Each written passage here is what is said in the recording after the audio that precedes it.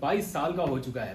22 سال کے اس سفر میں بڑے نشیب و فراز آئے اور chairman P T I Imran Khan اس وقت ہمارے ساتھ موجود ہیں. آپ کی 27 سال کی جدوجہد اور 22 سال کا اے آر وائی, آپ نے بڑا قریب سے دیکھا ہے اے آر وائی کی جدوجہد کو, اور خاص طور پر یہ جو ریسنٹ ٹائم میں ہو رہا ہے اس کو بھی آپ دیکھ رہے ہیں. ایک بار پھر مشکل وقت بھی ہے, کیا کہیں گے؟ دیکھیں, جو پاکستان میں تبدیلی آئی, یعنی لوگوں میں شعور آیا. تبدیلی تو تب آتی ہے جب لوگ ذہنی طور پہ, جب وہ ان میں شعور آ جاتا ہے, عوام میں بیداری آ جاتی ہے, تو تب ہی قوم تبدیل ہوتی ہے. اگر لوگوں کو یہ نہ پتہ ہو کہ ان سے کیا ظلم ہو رہے ہیں تو وہ سہتے رہتے ہیں. تو یہ جو شعور آنا شروع ہوا, اس میں پرائیویٹ ٹی وی چینلز کا بہت بڑا رول ہے.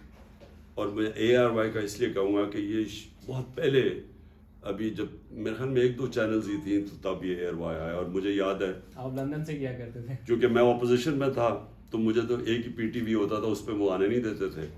تو مجھے اس لیے اے آر وائی ایک ایسا چینل تھا جس میں میں باہر سے بیٹھ کے, پھر لندن سے ہم اپنی جو بھی ہمارے ویوز تھے وہ دیا کرتے تھے.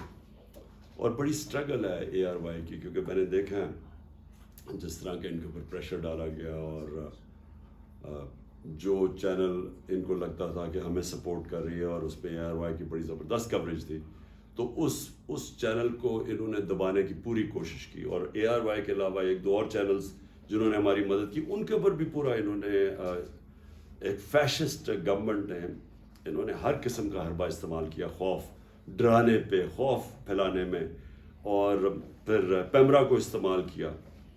لیکن مجھے بڑی خوشی ہے کہ ہماری جو میڈیا ہے وہ اس کے سامنے وہ ڈٹ کے کھڑا ہوا ہے. زیادہ تر